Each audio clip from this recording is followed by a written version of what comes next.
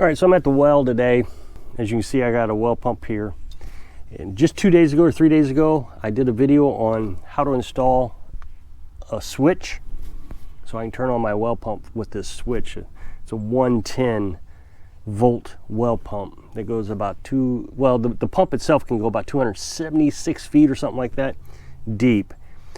And I'm going to explain more about this in just a minute, but it had an issue, obviously. So before I do that though, I want to talk about yesterday's video just briefly, because I really can't fit it in anywhere else except at the beginning of this video.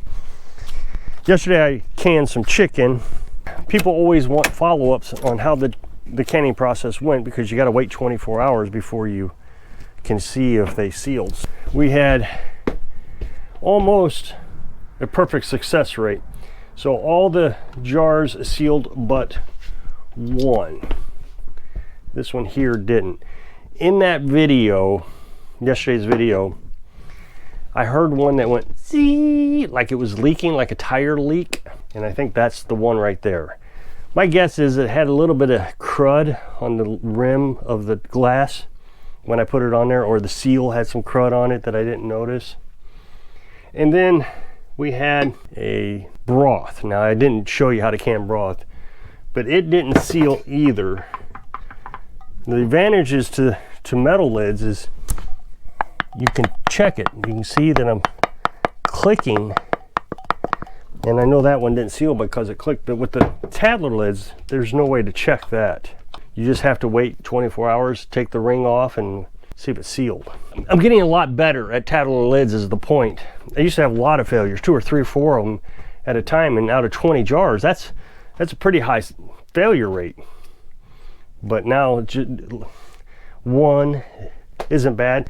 As a matter of fact, Carolyn says, well, let's just eat chicken tonight. So since we had the broth fail and the chicken fail, we're gonna have chicken soup. Now, we're just carnivores, so we don't have noodles. Okay, so let's get back to the well. I talk a lot about the well because it is one of the most critical things that we have. Electric isn't critical. The 4 things you need to survive, and the 4 things that I make sure that I have at all times: food, water, shelter, and defense. You gotta have those. Well, I have shelter, then you have food, got the chickens, you get the idea. And we have water. Now, electric is kind of a secondary thing that we gotta have to make life easier for food and water. But it's not the primary thing. A lot of people think when you're off grid, the primary thing is electric. But there are other ways to get water. If you had a stream, if you had an artisan well where it just flowed out of the ground, like in Colorado, there's a natural spring down the hill you can just take buckets of water out of. There's an artisan well not that far down this way on some guy's property. It's kind of neat to watch. They built a little fountain out of it. It was kind of neat. Solar panels is kind of an optional thing. Of course, you could run a generator, depends on what you got and all that stuff. When I put that switch in, I showed you how we turn on our pump, our well pump. We have an inverter down here. It's 2,000 watts that hooks up to the battery bank. The battery bank is charged by the solar panels. And so I just turn on the inverter, and the inverter sends AC, alternating current, electric, to the well pump. That's a whole different subject, and I don't want to spend a lot of time on it. So the solar panels charge the batteries through a charge controller. Again, not trying to overcomplicate that in this video, but here's the charge controller. So the solar panels come in to the charge controller. The charge controller determines what to do with the electric, sends it to the battery. The battery sends it to the inverter. So we have 2 inverters, one for the house and one for the well. This one's 2,000 watts. You can see the inverter has just a standard house plug in it right there. So this one does too, but they're both full. If I wanted to turn on the well, I would turn on this. So now I'm getting electric to the well. Now I have that switch up there, so that switch makes sure the well doesn't come on. That's how it turns on the well. So the well pump is AC. The well pump typically comes in 220 volts. It's all about wattage. So in order to determine wattage, you take volts times amps. All your appliances has volts times amps. your car, let's say you have a car stereo. It's 12 volts times, let's say 1 amp. So your car stereo is 12 watts. 12 times 1 is 12. So your house appliance, let's say you have a house appliance. Well, your house appliance is 120. Everything in your house is 120, 110, depends. So let's just call it 120 for ease of conversation. And your appliance takes 1 amp. So now your appliance is 120 watts. 120 times 1 equals 120. A lot of things get confusing because we're working from 12 volts to 120 volts, AC, DC, but amps is amps. The problem with amps, the more amps you produce, the bigger the wire you have to have.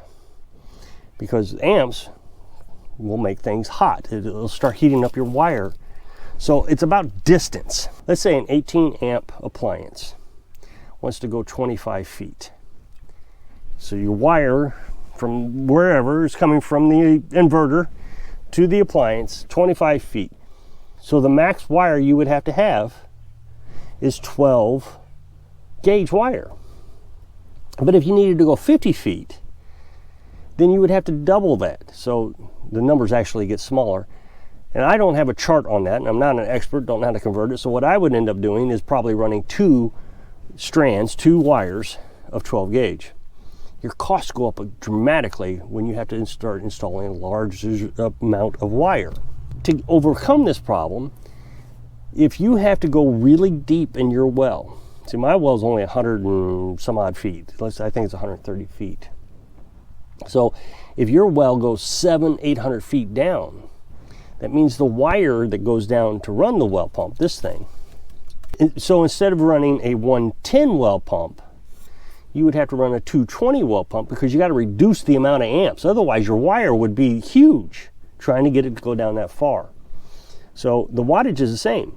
220 times 1 is 220 watts. So 220 volts times 1 amp is 220 watts. So you've just doubled your watts. So this, I'm just using this as an example. It's not a true example. So this is 120 times 1.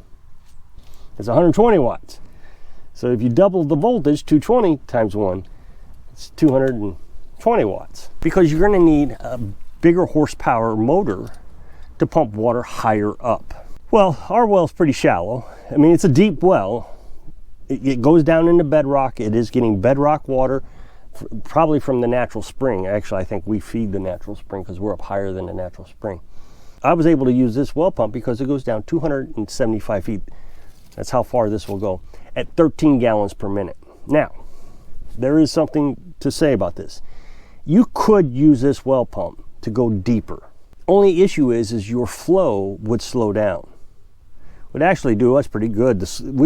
I would like to have a slower flow. I just looked it up. This well is an older well pump that we have.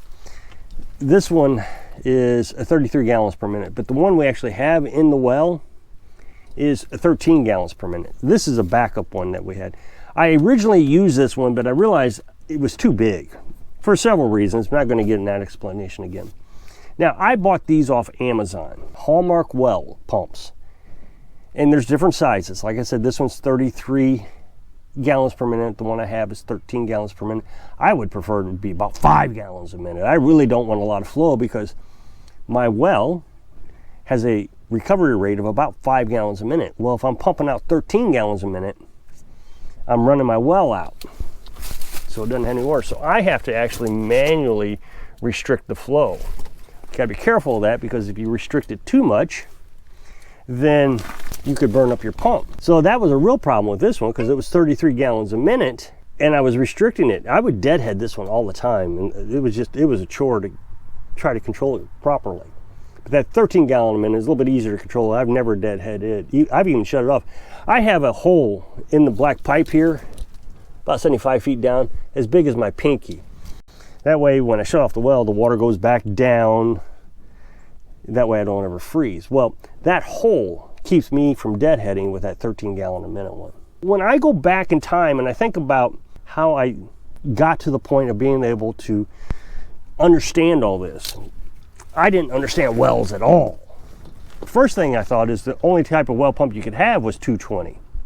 Well, I couldn't run 220. I run it off a generator and solar panels. I couldn't have that much power.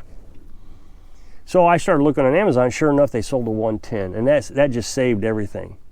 Prior to that, we were looking for property with a stream because I just didn't know anything about wells. So this 110, I was able to run off this old generator. It's all clunked up now. Then I have another generator, but now I have solar panels, and the solar panels run the well pretty much exclusively. I wouldn't be able to run it on a day like this. It's pretty cloudy. I could run the generator, but I don't have to, because what I do is I fill a 275 gallon IBC tank, and then I just run a little RV pump, which is a DC RV pump, takes 12 volts, 6 amps. 12 times 6 is 72, I think. I'm trying to do math in my head here. Never do YouTube math. You'll always get it wrong. That way, I can run water at night or on cloudy days. I still have water. I don't have to worry about the well.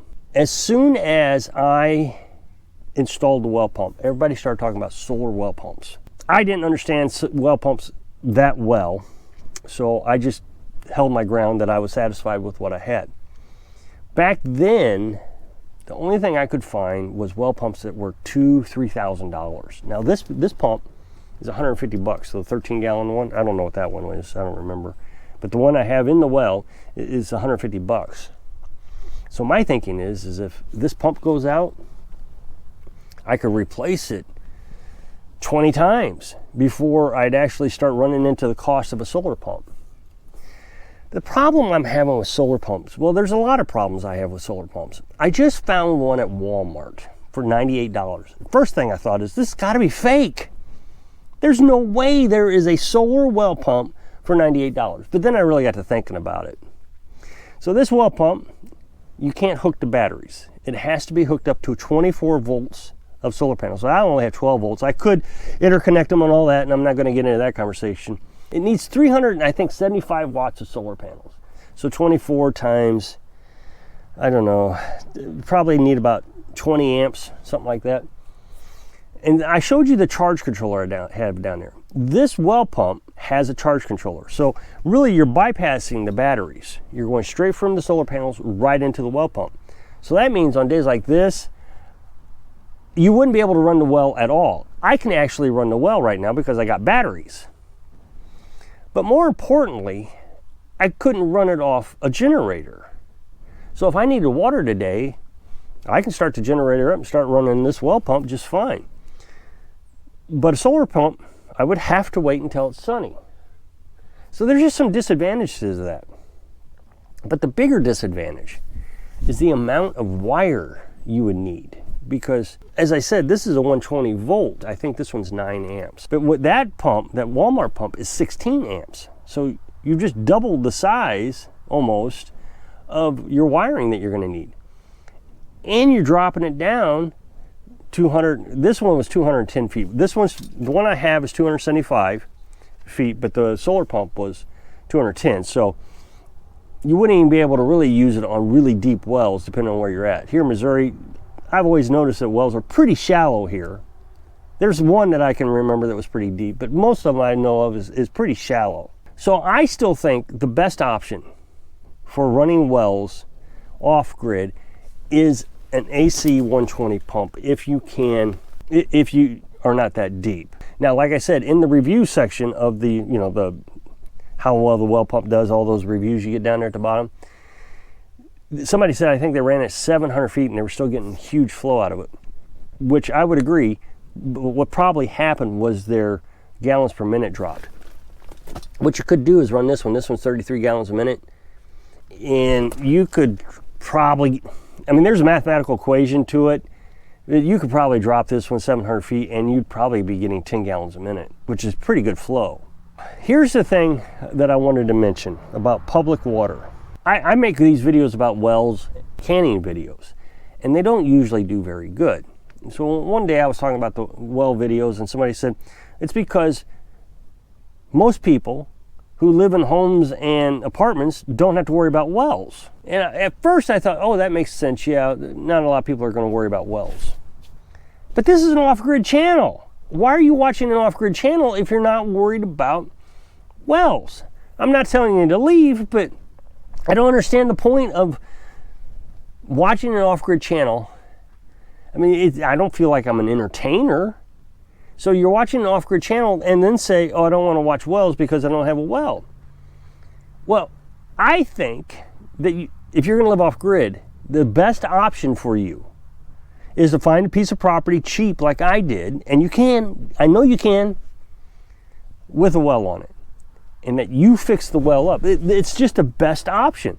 There's another off-grid channel, and the first thing he did when he got his property was dug a well. And the first thing he had to deal with, the first problem he came up with, was his well. It froze. So if you'll click this up next box to take you a video where I'm showing you how to can. So if I can inspire you to make water your priority when you're living your dreams. Thanks for watching.